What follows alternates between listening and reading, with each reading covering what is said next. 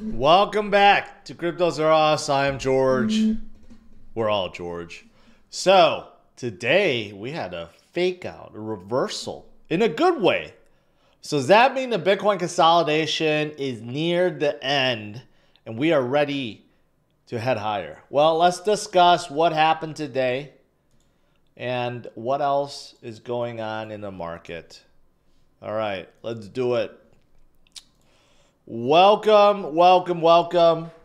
Hey, we're looking pretty good right now. This morning, we did certainly have a fake out. When I was streaming this morning, we were like right around here, like 57,000. All of a sudden, we went down to about 55. Okay, for no apparent reason. Then we broke up and now we're a little bit higher, right? So what happened this morning? Look at it. U.S. market completely in the green. NASDAQ way up. So what happened? Well, this morning we got a pretty important inflation reading, CPI, that showed that inflation is going down by a huge percentage. It went from 2.9% down to 2.5%, right? So this is actually pretty darn good. Shows that Powell, he has to go ahead to start cutting rates. And overall, if inflation is down, that's a good thing too. But somehow this morning we had this kind of like a fake out period where the market started crashing in a big way. That was at like minus 500, 600 points at one point in time. And then we started coming upwards, right? So see, we do have fake outs and we do have Wall Street, like I've said, being very, very reactionary. So it seems like someone decided to move the market and then everyone else followed. You know who that someone is today? I think I know. It's Nvidia. Nvidia went up a staggering 8% today. Last week they sold off. Really made no sense whatsoever. And today they came back hard. 8%. 8% for a company that's $3 trillion. Do you know how much money that takes? But why did it happen? Well, Jensen Huang said demand for chips is great. I mean, no duh. They sell every single AI GPU they can produce, and they sell them for a premium price because they can, and they're making billions upon billions every single month. So like I said, why would anyone sell Nvidia? But I do think Nvidia's rise today pulled up the tech sector, which pulled up everything else, including crypto, including Bitcoin, which is absolutely fantastic, right? Probably the two best assets to hold right now is Bitcoin and Nvidia. Really, you can't go wrong with either. However, going back on topic, a lot of people were also digesting who won the debate yesterday and will one side be better or more favorable for crypto overall, right? But if you think about it, does it really matter? Does either side really matter when it comes to Bitcoin and this cycle and hitting a new high, right? I don't know. I honestly think Bitcoin will continue its path and do its thing based on its fundamentals, based on supply and demand. And regardless, it's going to continue. It will continue. Of course, there are certain macro factors that can't help. If one candidate is more pro-crypto, one is more negative, yeah, that does affect things short term. But you know what also affects things is that the Fed rate cut that's coming, right, that I've been talking about. In about a week, we will get the very first rate cut since 2020. We haven't had a rate cut in 4 years, and that's because we were at zero. Do you notice the trend there? As soon as the rate cuts started happening, that's when Bitcoin started going down and bottoming out, right?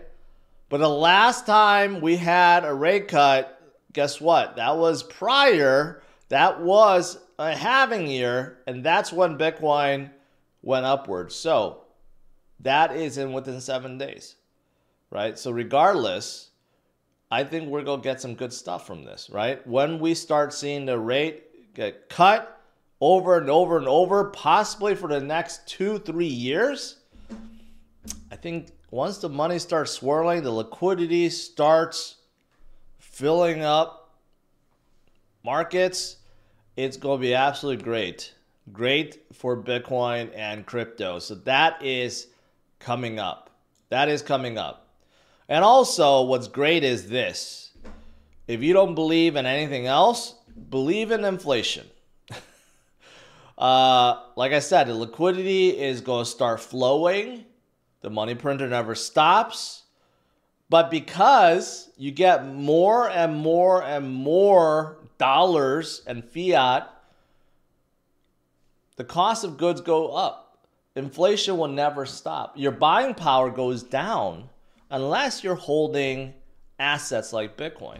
And you can see Bitcoin, its inflation is getting cut in half every single cycle, every 4 years. Right? So you see the difference there. You have one asset which is getting more and more scarce until there's no more. And then you have another asset that inflates without a ceiling forever. Which one would you rather hold, right? Which one will get more valuable? It's really simple if you think about it. Supply and demand, right? Now, during these weakness periods, during some of these harsh times, uncertain times, dips do happen. And according to Adam Black, dips exist to transfer Bitcoin from weak hands, lettuce hands, to strong hands, diamond hands. So if you think about it, ultimately, that is what it's about. Who has the strongest hands? Who has the most patience? This is what I tell you guys. Have patience. Focus on long term. Those that do not have patience, well, they tend to trade and tend to panic sell, and they are the ones left sour because they don't see the gains. They don't see the benefits. Right? But those of us that understand, that continue to hodl and continue to DCA, well, we will benefit, right? Obviously, as Bitcoin goes higher and as inflation robs more and more people of their purchasing power. All right, Bitcoin reserve also going down, down, down. Something else that's very, very important when it comes to price appreciation. Obviously, when the demand goes up and the reserve goes down, what happens? The price goes up because it's just more valuable. And of course, inflation helps with this too, because when everything is getting more expensive because there's more fiat being printed and circulated every single day, assets that have a set supply or limited supply, they will go up, right?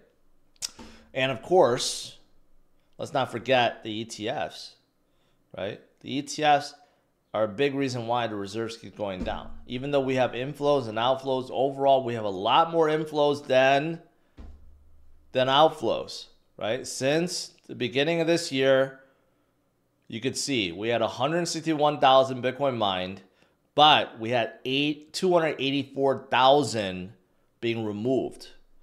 That's what, 120,000 difference that is now removed from supply. And as we go higher, as Bitcoin gets bigger and stronger, you're going to see more FOMO into the ETFs, which take more from the supply, which causes the price to go higher and causes more FOMO.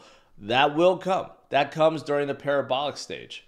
That will be hitting possibly next month or even in a week after a rate cut. Right? So that consolidation that we've been going through since March till now could be over in about a week. Maybe it's already over, and from this week, from today on, we will see that big recovery, right? And according to this, too, it's about time. We saw a consolidation period about 222 days in 2023. It was very boring. We were going sideways. We were stuck below 30,000. A lot of people gave up hope. And then all of a sudden, in October, that's when we started going up. So you can make the argument we're seeing the same thing. We've been consolidating since March, right? Are we going to see the same thing repeat? History doesn't repeat, but it tends to rhyme, right? So we could be going through the same exact thing this year versus last year. And here's something else that's just showing global liquidity index. When liquidity goes up, what happens? Bitcoin goes higher. The parabolic stage is coming. Again, could be starting as soon as next week. If not, maybe October. But we will get that parabolic bull run either later this year or next year. It's going to happen. And the final thing I'll show you about Bitcoin is this inverse head and shoulders that is still building up. This has been ongoing since 2021. This is a giant head and shoulders, and what is going to follow afterwards, I guess we'll just have to wait and see, right? Now, a lot of you guys are wondering about altcoin season. I get asked this all the time. George, what about altcoin season? Is it going to come? Are my altcoins going to start pumping? Or should I just stick with Bitcoin? Well, if you're measuring altcoin season right now, you could see we are nowhere near the top. We're definitely in Bitcoin season. But every single cycle, we go through the same thing. Towards the end of a 4-year cycle, that's when the altcoins get hot. But this cycle has been the strongest for altcoins compared to any previous cycle. So it will come back. We will see a resurgence. Again, you just have to be patient. All right. Outside of these things, anything else worthy of mentioning? Well, Ford and Toyota, you guys know I love cars, double down on blockchain as driverless car tech stagnates. Interesting.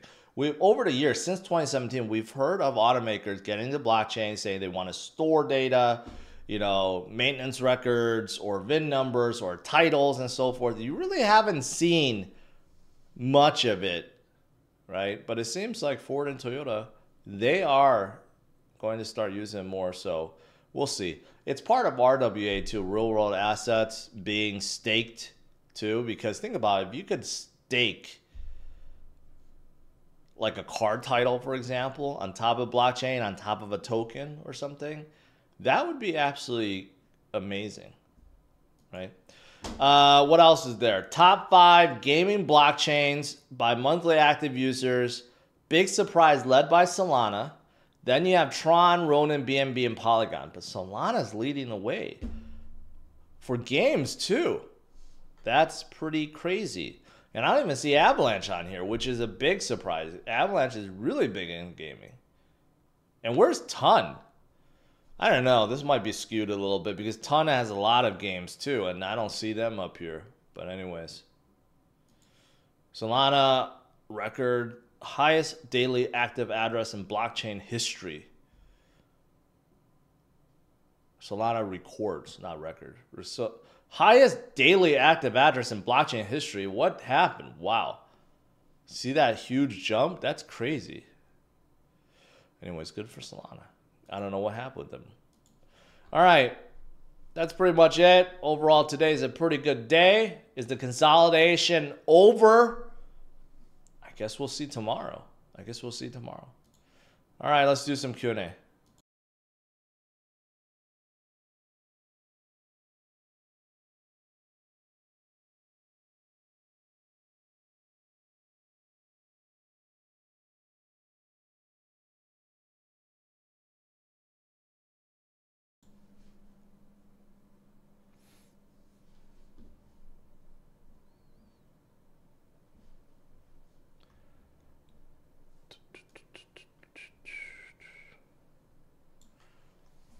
Let's see if I missed anything on top. Diana Jones, hello.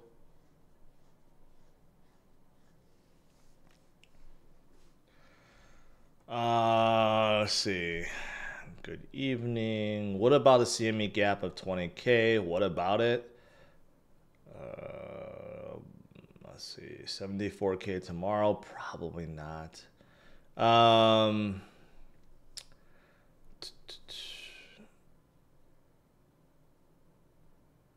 Nvidia, the new Tesla, Jesus coin, keep laughing. I am. The unrealized gain tax is only for folks making $100 million plus. Yes. Unless there's someone in here that's making $100 million plus per year. Let's see.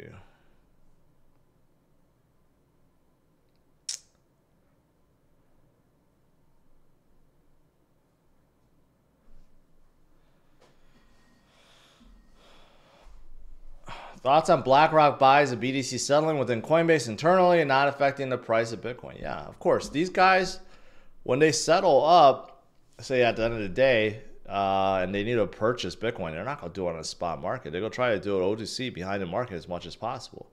But there's only so much that these exchanges and miners are willing to sell or have to sell. And if they don't have enough, then they have to get them somewhere.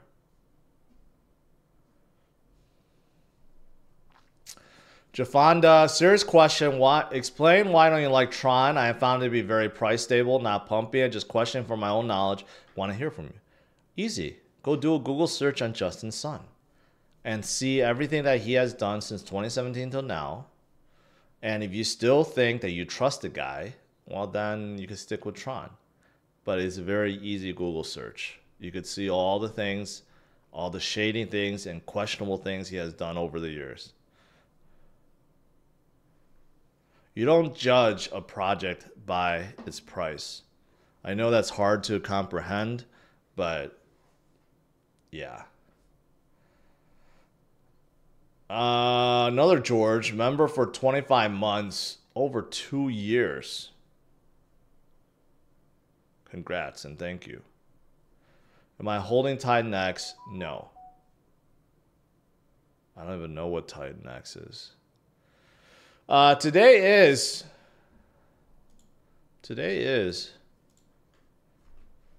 DCA day, right? Today's Wednesday. Is today Wednesday? Yeah, today is Wednesday. Time flies. I'm almost out of here, guys. I'm almost out of here. And I don't mean retirement. For the week, up about 3%. So overall, even though it seemed like it was a very bad week, we went up by 3%. And all time, let's see if I could calculate, still 32%. Not bad. Not bad. I forgot what I added last week, but Fat ASI has been really hot recently, ever since they said they're going native on Cardano. Sui had a big pump today, 13%. You know, I'm going to stick with some of these big ones that I have. I think Stacks, their Nakamoto upgrade is coming up. You can't go wrong with them. And you can never go wrong with Solana either. You can't really. Phantom with their Sonic upgrade is actually kind of interesting. And, you know, you got guys like Injective and Jupiter and Near. Near could be interesting because they're into AI, but I think Fed is still more interesting. But it's hard to DCA when it's up 185%. I think it's my greatest winner, even above Solana. I really just want to sell Sol. If I'm being honest, I just really want to sell Sol. I mean, ETH. I really don't. I like so many others better than ETH at this point. I just don't. I really just want to sell off. I really want to sell off, to be honest. Cardano too. You know what? I'm going to add Stacks and Phantom. No, I'm going to add Stacks and Fat today. That's what I'm going to do. If I could do a calculator here.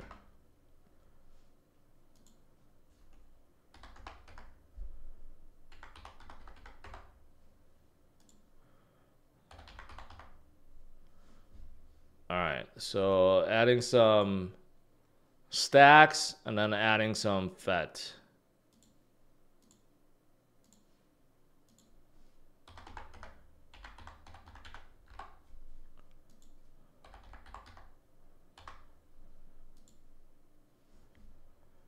All right. All right, that's it. So this week, stacks, because they're a Bitcoin play and their Nakamoto upgrade is coming, and FET, because they're the biggest AI play in this space. And just look at Nvidia, right? Nvidia popped today and so did FET, so it makes a whole lot of sense. George, I can't pronounce your last name, so I don't even try. $20 super sticker. I appreciate that.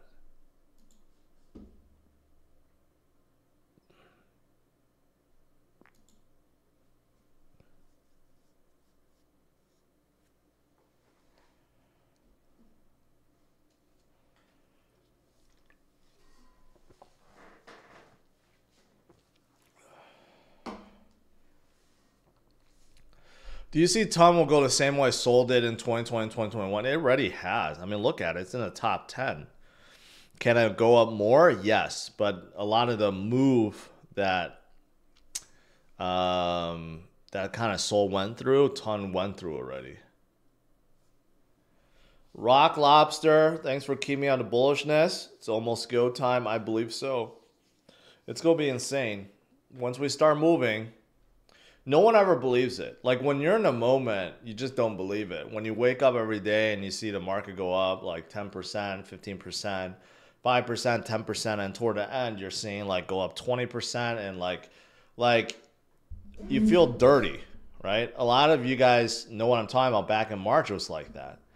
A lot of you guys felt dirty from the gains. It will come back in full force and even more so for the next probably year.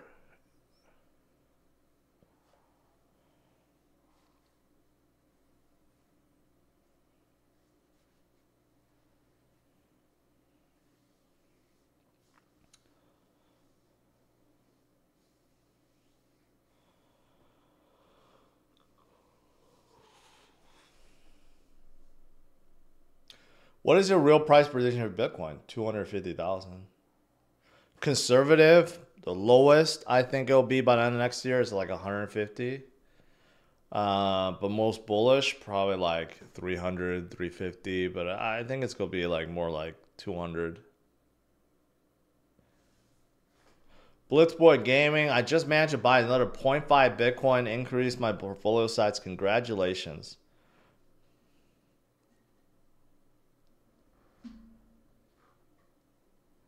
When you transfer cold storage, you have to pay taxes like you sold it, right? No, transfers don't count. Only trades do. Trades are taxable events. Transfers are not.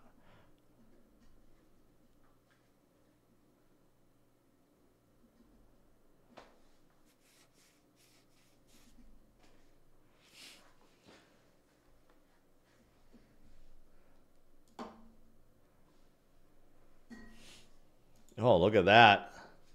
58.3, we're pumping. We broke out of this at least.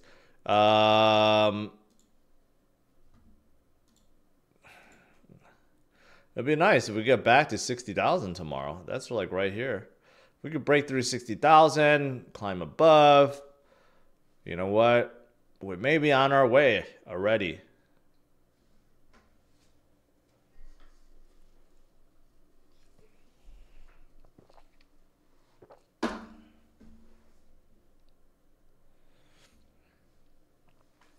What munchies do you bring on a long flight? I never bring anything. Like, you know, they provide food, so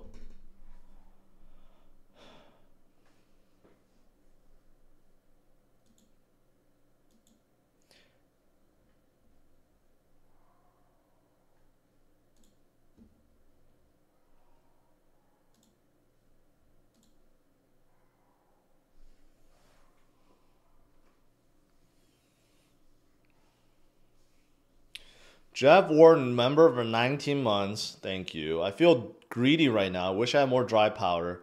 I feel a new all-time high is coming this month. You know, this is what I said at the beginning of the month, right? Like, historically, September is the worst month for Bitcoin.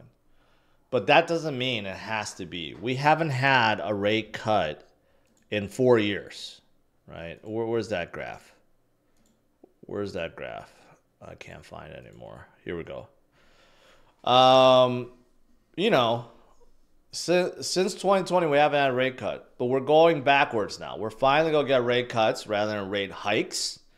And overall, that's great for markets.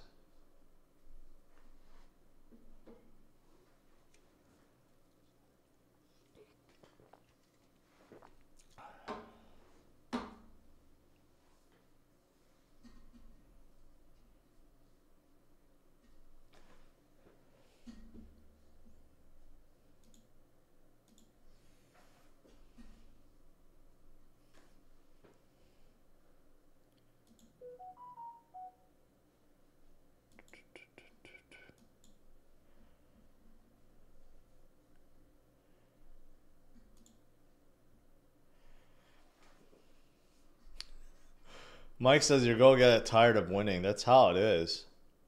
Again, a lot of people refuse to understand because they haven't lived through a cycle. They haven't seen the up and downs. They haven't experienced what it's like. You know, if you go through some of the bad times in the videos that, you know, in the previous streams, I say the same thing. Just concentrate on fundamentals. Ignore the FUD, continue to hodl, and it just works every single time.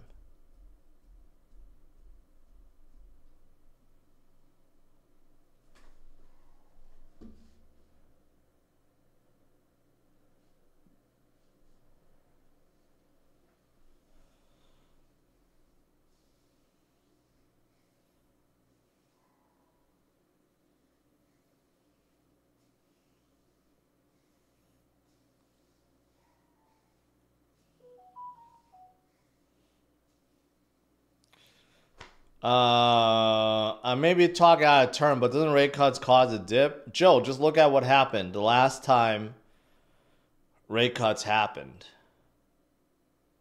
Markets pumped, Bitcoin pumped. That's what happened. And we got October because even though September is historically a bad month, October is historically a great month. In fact, the greatest month for Bitcoin.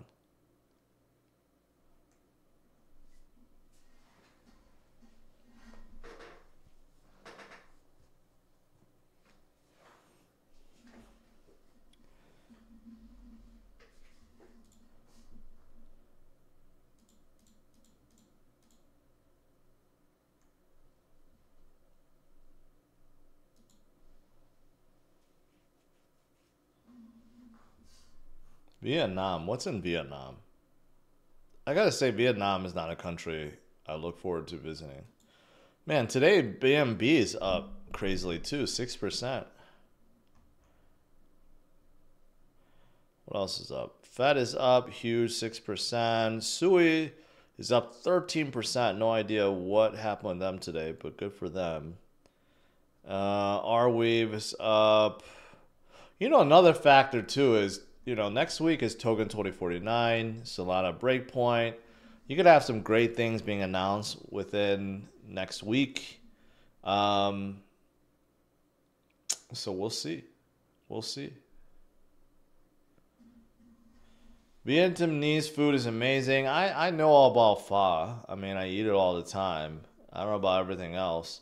French influence. I gotta say, I'm not a fan of French food. Not at all. So I hate how all the French, like all the Michelin chefs are like French influence. I don't know why that's actually a good thing.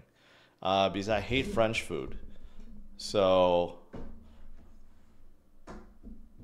anyways, just throwing that out there.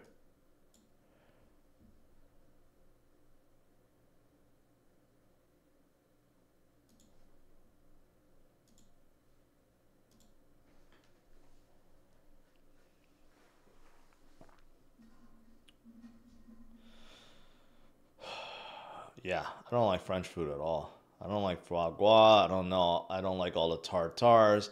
I don't like how they cook their duck.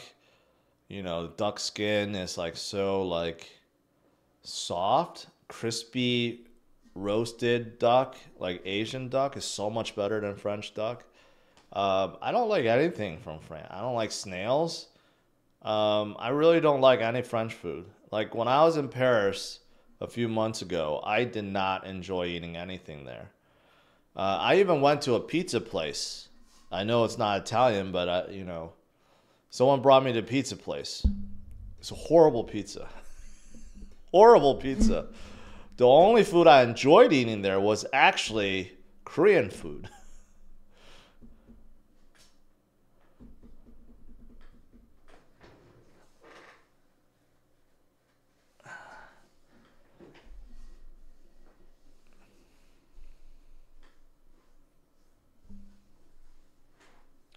We'll see. I'll be in Singapore. I hear Singapore is a really nice city. Lots of food, good food. I'll let you guys know. I'll try to document some of my experiments or experiences, not experiment, experiences in Singapore.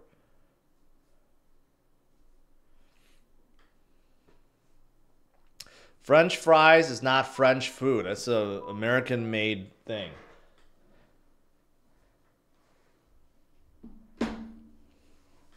What car brand do you feel has a best design team?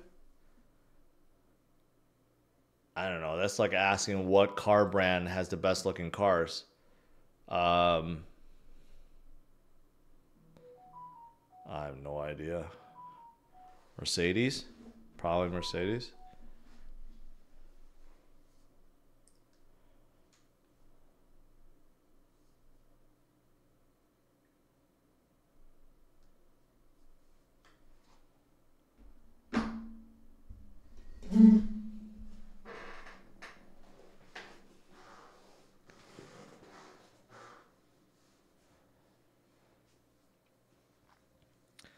Have I ever tried Brazilian churrasco, which is like the meat buffets? Yeah, but they're kind of tiresome. They all taste the same now.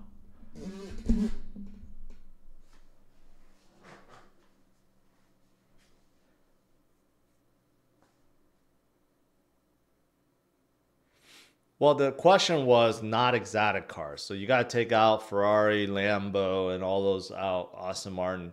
Just regular cars. If you look at regular brands, like I think Mercedes look amazing. So Mercedes, Audis look good. But if you're looking at like Toyotas, they don't look very good. Ford doesn't look good. Nissans don't look very good. Lexus don't look very good. I don't know what looks good. I don't actually know, to be honest.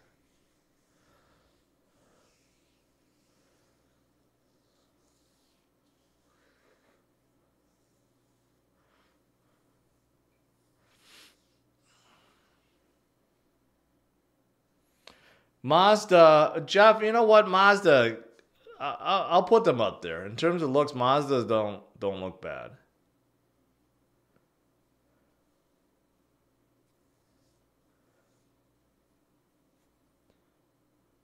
Kia doesn't look bad either, but they can never get over the name Kia. There are so many people that refuse to buy Kia because it's a Kia. Yeah, Porsche. If you don't consider them an exotic car maker, yeah, I'd say Porsche designs look really good too. The Japanese cars look way better than European cars. No, no, you're just you're equating looks with quality, and that's how you're looking at it. But Japanese cars do not look better than European cars. Not close. Not even close. If you want to do reliability, then yes, Japanese cars are more reliable. But in terms of just pure looks, aesthetics, Europeans are, they know how to design cars.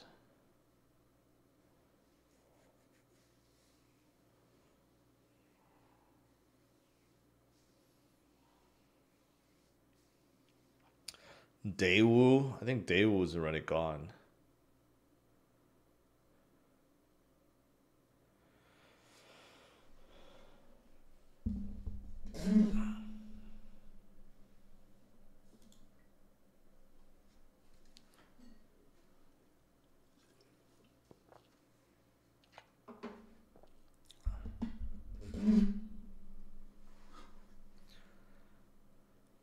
How does Subaru survive? Subaru really, they're about to go bankrupt. I gotta say, none of their cars are new. They all feel old and dated, and none of them drive really well. They're just average, and they're still using a CVT transmission. And every single model that they come out with is just like a facelift. I have no idea how Subaru is still around. I honestly think they're about to go bankrupt soon.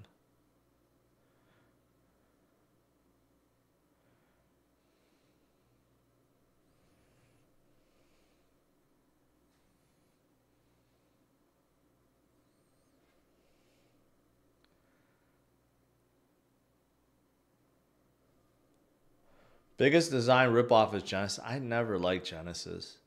I know a lot of Hyundai people are very loyal for some reason. I know a lot of Hyundai owners, and then they became Genesis owners, and then they're like super loyal. They're thinking like Genesis is the best value car ever, and Hyundais are so good. Like I gotta credit Hyundai. I don't know how they built that loyal following, but Genesis with that weird grill shape design, I've never liked it. I don't know why people like it. It doesn't look good to me.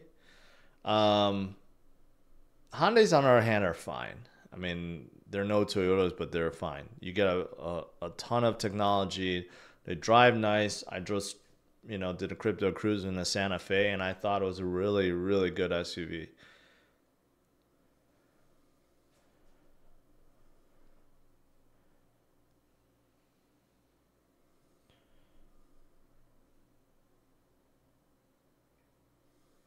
Do you think tomorrow's PPI data will impact the market? I think no. I think today the impact was already felt. PPI tomorrow can't be much different than CPI. It's going to show inflation went down.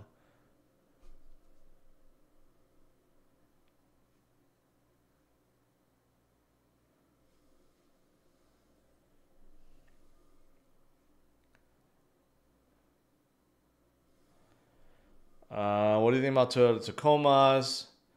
I mean, the new ones look nice, but they're still small. They're very small. They're like more like the Tacoma, Ranger, Colorado. They're like more like compact trucks. They label them mid-sized trucks, but they're small on the inside. Only Honda Ridgeline is actually considered like a mid-sized truck, or Rivian. Rivian is in that category because they're not small. They're actually quite practical and spacious on the inside, where everything else is small. So that's the only thing. If you don't have a lot of kids, you don't have people to carry around. It's just you and someone else. It's fine. But if you need something with practicality, it's just too small. What are your thoughts on 404 and POX? I have not been following them, so I don't know.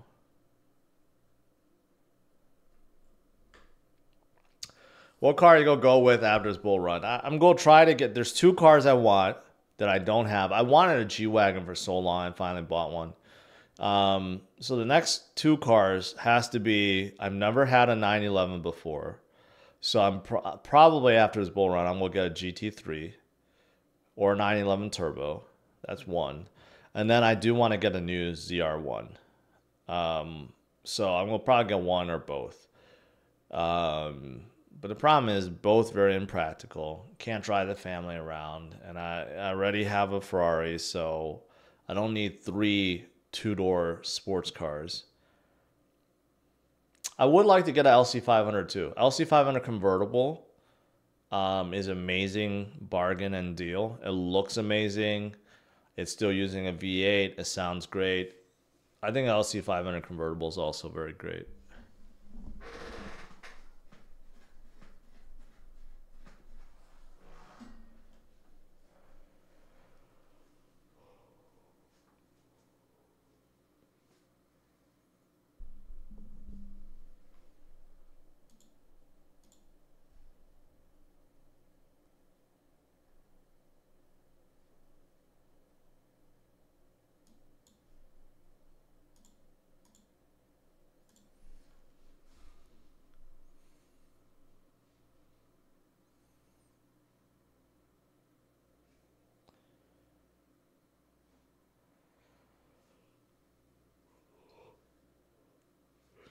Raul, yes.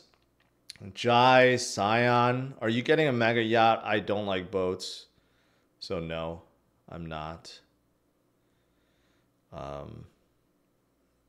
I don't want a mega yacht. I don't want anything boat related, really.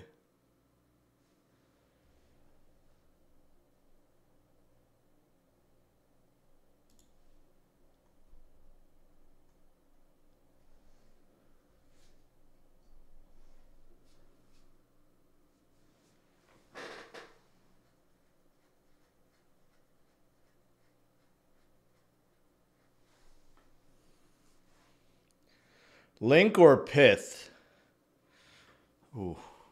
I think for the upside, I would go with Pith. This is much lower market cap, but they're both great.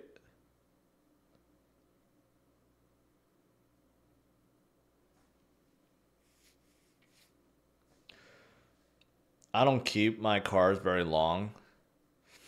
So my best friend would always like joke around because you know, he always asks about questions like, oh, you know, like changing tires and stuff. Or a lot of my friends, you know, they're just general car maintenance and stuff. And one of my friends would always joke around that I know nothing about changing tires or even doing tire rotations because I don't keep my cars long enough. I just get a new car, which is funny, but it's actually true because I really don't keep my cars very long and I just end up getting a new one. And plus, I don't drive a lot.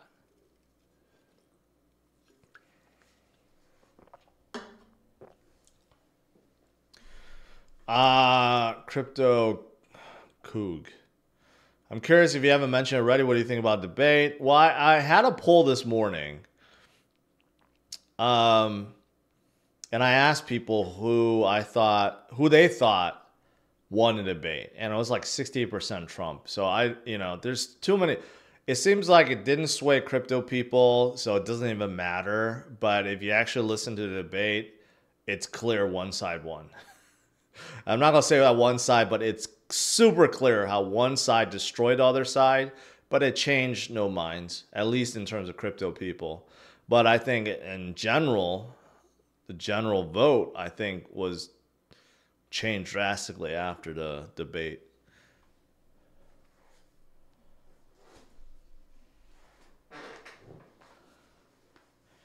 Am I a Mustang fan? The new Mustang, I have tested out, the new 5-liter. It's fantastic. Fantastic.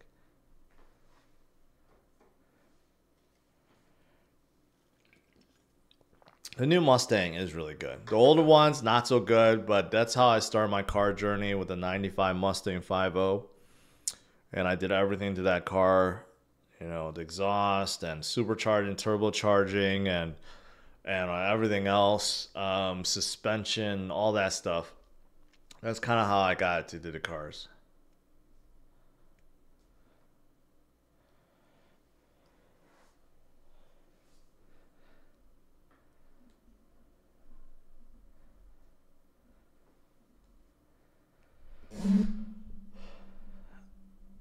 Yeah, the due date, that's exactly what happened. That's exactly what happened. Do you like stick shifts? Yeah, for a daily driver, no one wants a stick shift.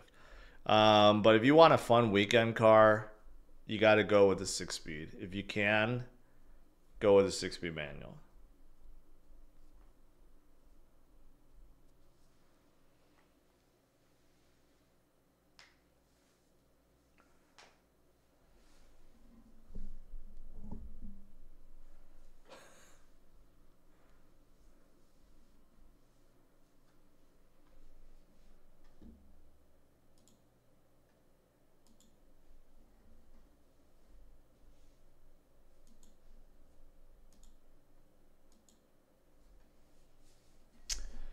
All right, guys. Sir, that's not my intention. Okay. And you keep DCing. You'll be fine. The bull run is about to start. The consolidation is coming to an end. Okay. There are a lot of great things happening. And we know sentiment changes. I said this last week in my Sunday walk video. Like, sentiment changes on a dime. It seemed like everything was so down, so bad for so long. But you know what? In a matter of weeks, we could flip right back above and be on our way. So I will see you guys tomorrow, 8:30 a.m. Central Standard Time. Have a good one. Take care.